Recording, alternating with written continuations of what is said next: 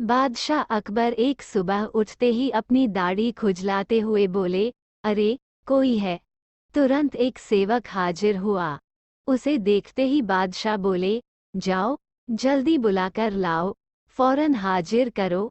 सेवक की समझ में कुछ नहीं आया कि किसे बुलाकर लाए, किसे हाजिर करें। बादशाह से पटल कर सवाल करने की तो उसकी हिम्मत ही नहीं थी। उस सेवक ने यह बात दूसरे सेवक को बताई, दूसरे ने तीसरे को और तीसरे ने चौथे को। इस तरह सभी सेवक इस बात को जान गए और सभी उलझन में पड़ गए कि किसे बुलाकर लाए, किसे हाजिर करें। बीरबल सुबह घूमने निकले थे। उन्होंने बादशाह के निजी सेवकों को भाग दौड़ करते देखा तो समझ गए कि जरूर बादशाह ने कोई अनोखा काम बता दिया होगा, जो इनकी समझ से बाहर है। उन्होंने एक सेवक को बुलाकर पूछा, क्या बात है, ये भाग दौड़ किस लिए हो रही है? सेवक ने बीरबल को सारी बात बताई। महाराज हमारी रक्षा करें, हम समझ नहीं पा रहे हैं कि किसे बुलाना है। अगर जल्दी बुलाकर नहीं ले गए तो हम पर आफत आ जाएगी। बीरबल ने पूछा, यह बताओ कि हुक्म देते समय बादशाह क्या कर रहे थे? बादशाह के निजी सेवक, जिसे हुक्म मिला था, उसे बीरबल के सामने हाजिर किया तो उसने बताया, जिस समय मुझे तलब किया उस समय तो बिस्तर पर बैठे अपनी दाढ़ी खुजला रहे थे। बीरबल तुरंत सारी बात समझ गए और उनके होठों पर मुस्कान उभर आई। फिर उन्होंने उस सेवक से कहा, तुम हज्जाम को ले जाओ। सेवक हज्जाम को बुला लाया और उसे बादशाह के सामने हाजिर कर दिया। बादशाह सोचने लगे, मैंने इससे यह तो बताया ही नहीं था कि किसे बुलाकर लाना है। फिर यह हज्जाम को लेकर कैसे हाजिर हो गया? बादशाह ने सेवक से पूछा, सच बताओ, हज्जाम को तुम अपने मन से ले आए हो या किसी ने उसे ले आने का सुझाव दिया था? सेवक घबरा गया, लेकिन बताए बिना भी तो छुटकारा नहीं था। बोला, बीरबल ने सुझाव दिया था। जहांपना। बादशाह बीरबल की बुद्धि पर खुश हो गया। एक दिन बीरबल दरबार में देर से पहुंचा।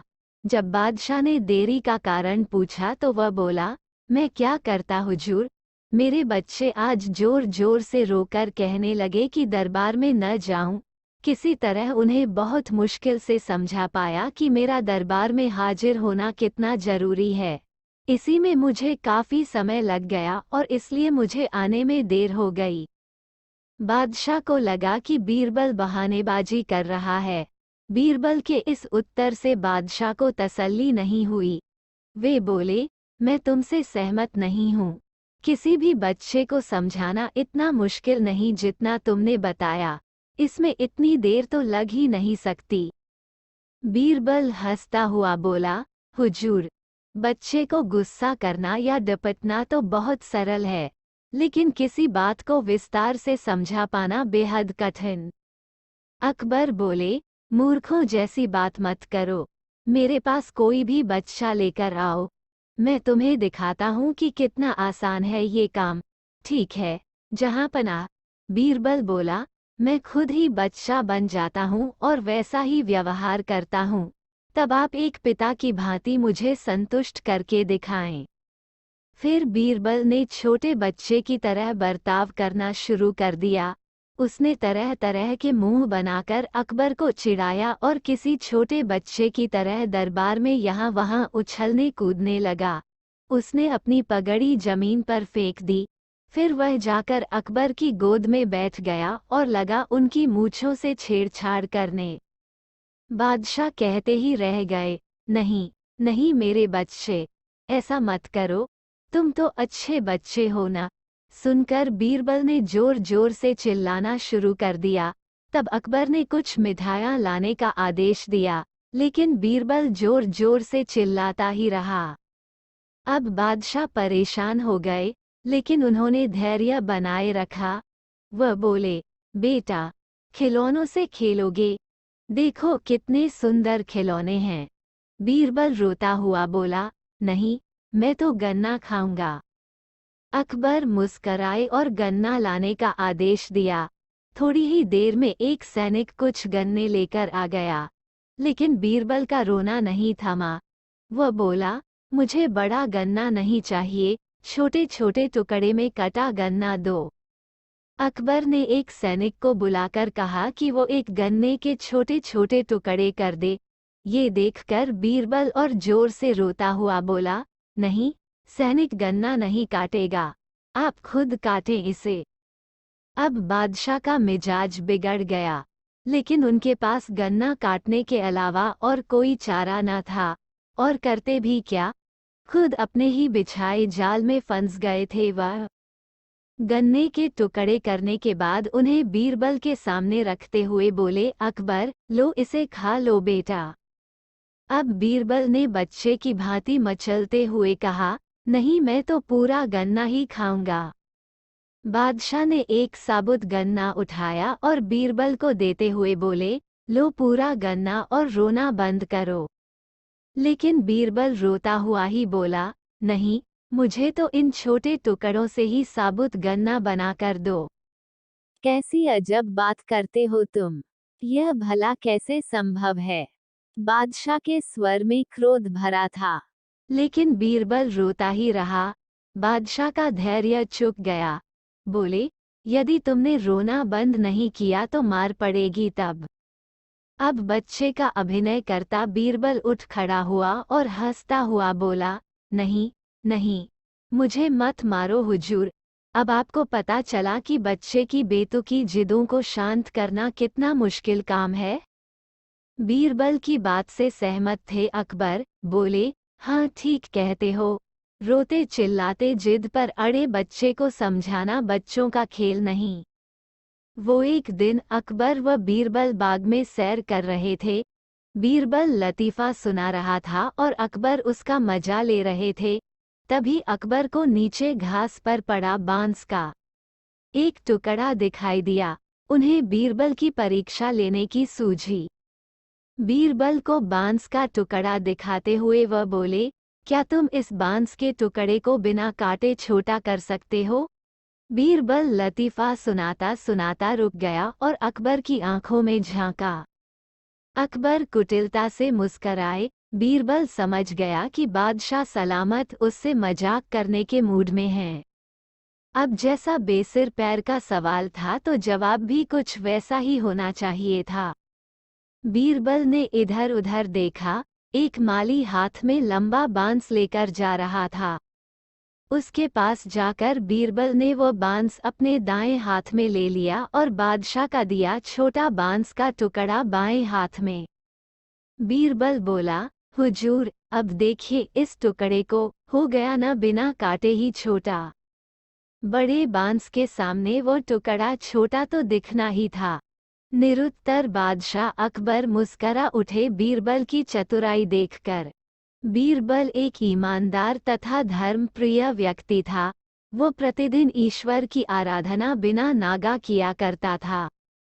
इससे उसे नैतिक व मानसिक बल प्राप्त होता था। वो अक्सर कहा करता था कि ईश्वर जो कुछ भी करता है मनुष्य के भले के लिए ही करता है। कभी कभी हमें ऐसा लगता है कि ईश्वर हम पर कृपा दृष्टि नहीं रखता, लेकिन ऐसा होता नहीं। कभी कभी तो उसके वरदान को भी लोग शाप समझने की भूल कर बैठते हैं। वो हमको थोड़ी पीड़ा इसलिए देता है ताकि बड़ी पीड़ा से बच सकें। एक दरबारी को बीरबल की ऐसी बातें पसंद न आती थीं। एक दिन वही दरबारी दरबार में बीरबल को संबोधित करता हुआ बोला, देखो, ईश्वर ने मेरे साथ क्या किया। कल शाम को जब मैं जानवरों के लिए चारा काट रहा था तो अचानक मेरी छोटी उंगली कट गई। क्या अब भी तुम यही कहोगे कि ईश्वर ने मेरे लिए यह अच्छा किया है? कुछ देर चुप रहने के बाद बोला बीरबल, मेरा अब भी यही विश्वास है, क्योंकि ईश्वर जो कुछ भी करता है मनुष्य के भले के लिए ही करता है। सुनकर वह दरबारी नाराज हो गया कि मेरी तो उंगली कट गई और बीरबल को इसमें भी अच्छाई नजर आ रही है। मेरी पीड़ा तो जैसे कुछ भी नहीं। कुछ अन्य दरबारियों ने भी उसके सुर में सुर मिलाया। तभी बीच में हस्तक्षेप करते हुए बादशाह अकबर बोले, बीरबल, हम भी अल्लाह पर भरोसा रखते हैं, लेकिन यहाँ तुम्हारी बात से सहमत नहीं। इस दरबारी के मामले में ऐसी कोई बात नहीं दिखाई देती जिसके लिए उसकी तारीफ की जाए। बीरबल मुस्कराता हुआ बोला, ठीक है जहाँपनाह, समय ही बताएगा। अब 3 महीने बीत चुके थे। वह दरबारी, जिसकी उंगली कट गई थी, घने जंगल में शिकार खेलने निकला हुआ था। एक हिरन का पीछा करते वह भटक कर आदिवासियों के हाथों में जा पड़ा। वे आदिवासी अपने देवता को प्रसन्न करने के लिए मानव बलि में विश्वास रखते थे, अतः वे उस दरबारी को पकड़कर मंदिर में ले गए बलि चढ़ाने के लिए। लेकिन जब पुजारी ने उसके शरीर का निरीक्षण किया तो हाथ की एक उंगली कम पाई। नहीं, इस आदमी की बलि नहीं दी जा सकती। मंदिर का पुजारी बोला, यदि 9 उंगलियों वाले इस आदमी को बलि चढ़ा दिया गया तो हमारे देवता बजाय प्रसन्न होने के क्रोधित हो जाएंगे। अधूरी बलि उन्हें पसंद नहीं। हमें महामारियों, बाढ़ या सूखे का प्रकोप झेलना पड़ सकता है, इसलिए इसे छोड़ देना ही ठीक होगा। और उस दरबारी को मुक्त कर दिया गया। अगले दिन वह दरबारी दरबार में बीरबल के पास आकर रोने लगा। तभी बादशाह भी दरबार में आ पहुंचे और उस दरबारी को बीरबल के सामने रोता देखकर हैरान रह गए। तुम्हें क्या हुआ, रो क्यों रहे हो? अकबर ने सवाल किया। जवाब में उस दरबारी ने अपनी आपबीती विस्तार से कह सुनाई। वह बोला, अब मुझे विश्वास हो गया है कि ईश्वर जो कुछ भी करता है, मनुष्य के भले के लिए ही करता है। यदि मेरी उंगली न कटी होती तो निश्चित ही आदिवासी मेरी बलि चढ़ा देते। इसीलिए मैं रो रहा हूँ, लेकिन ये आंसू खुशी के हैं। मैं खुश हूँ क्योंकि मैं जिंदा हूँ। बीरबल के ईश्वर पर विश्वास को संदेह की दृष्टि से देखना मेरी भूल थी। अकबर ने मंद मंद मुस्कराते हुए दरबारियों की ओर देखा, जो सिर झुकाए चुपचाप खड़े थे। अकबर को गर्व महसूस हो रहा था कि बीरबल जैसा बुद्धिमान उसके दरबारियों में से एक है। एक दिन अकबर ने बीरबल से पूछा, बीरबल, क्या तुम मुझे कोई ऐसी कहानी सुना सकते हो जिसमें बुद्धिमानी और समझदारी का परिचय हो? बीरबल मुस्कराए, हाँ हुकुम। एक बार एक गांव में एक आदमी अपने दोस्त से मिलकर बोला, मेरी बीवी हमेशा मुझसे बहस करती है और मेरे सारे निर्णयों पर उसका आपत्ति होता है। राजा ने उत्साह से कहा, तो फिर उसने कैसे समस्या का समाधान किया? बीरबल ने कहा, वो आदमी समझदार था। उसने अपने दोस्त से कहा, मुझे एक आइडिया आया है। हर बार जब बीवी आपसे बहस करे तो तुम सीधे राजा के पास चले जाओ और उससे सवाल करो कि वो तुम्हें कैसे सहारा दे सकते हैं। राजा ने हंसते हुए कहा, क्या हुआ फिर? बीरबल ने कहा, जैसा उसने कहा वैसा ही हुआ। जब बीवी ने फिर से बहस शुरू की तो वह आदमी सीधे राजा के पास चला गया। राजा ने ध्यानपूर्वक सुना और फिर उसे बुद्धिमानी से समस्या का समाधान दिया। राजा ने बीरबल को सराहा, तुम्हारी कहानी से सीखने को मिलता है कि समस्याओं का समाधान समझदारी से होता है। एक दिन अकबर ने बीरबल से पूछा, बीरबल, तुम्हें लगता है कि तुम मेरे से बुद्धिमान हो? बीरबल मुस्कराए, जी हाँ बादशाह, मुझे एक कहानी आता है जो बुद्धिमानी की।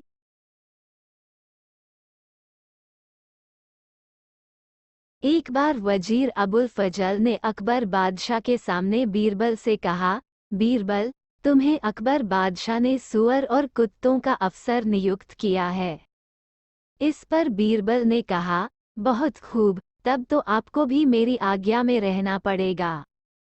ये सुनते ही अकबर बादशाह हंस पड़े और वजीर अबुल फजल ने लज्जित होकर अपना सिर झुका लिया। एक बार अकबर बीरबल हमेशा की तरह टहलने जा रहे थे।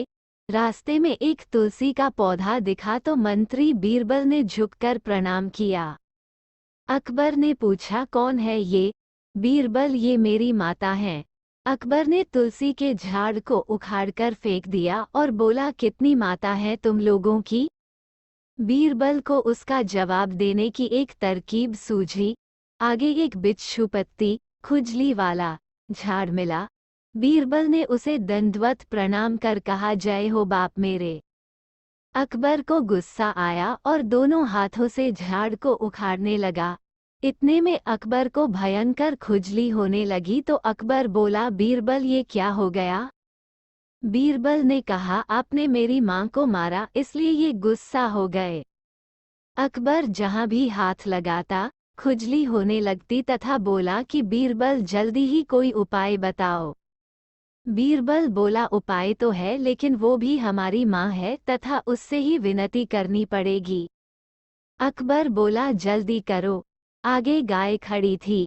बीरबल ने कहा, गाय से विनती करो कि हे माता दवाई दो। गाय ने गोबर कर दिया और अकबर के शरीर पर उसका लेप करने से फौरन खुजली से राहत मिल गई। अकबर बोला, बीरबल अब क्या हम राजमहल में ऐसे ही जाएंगे। बीरबल ने कहा, नहीं बादशाह, हमारी एक और माँ है। सामने ही गंगा बह रही थी। आप बोलिए, हर हर गंगे, जय गंगा मैया की ओर कूद जाइए। नहाकर अपने आप को तरोताजा महसूस करते हुए अकबर ने बीरबल से कहा कि ये तुलसी माता, गौमाता, गंगा माता तो जगत माता हैं। इनको मानने वालों को ही हिंदू कहते हैं। एक दिन एक कवि किसी धनी आदमी से मिलने गया और उसे कई सुंदर कविताएं इस उम्मीद के साथ सुनाई कि शायद वह धनवान खुश होकर कुछ इनाम जरूर देगा। लेकिन वह धनवान भी महाकंजूस था। बोला, तुम्हारी कविताएं सुनकर दिल खुश हो गया। तुम कल फिर आना, मैं तुम्हें खुश कर दूंगा।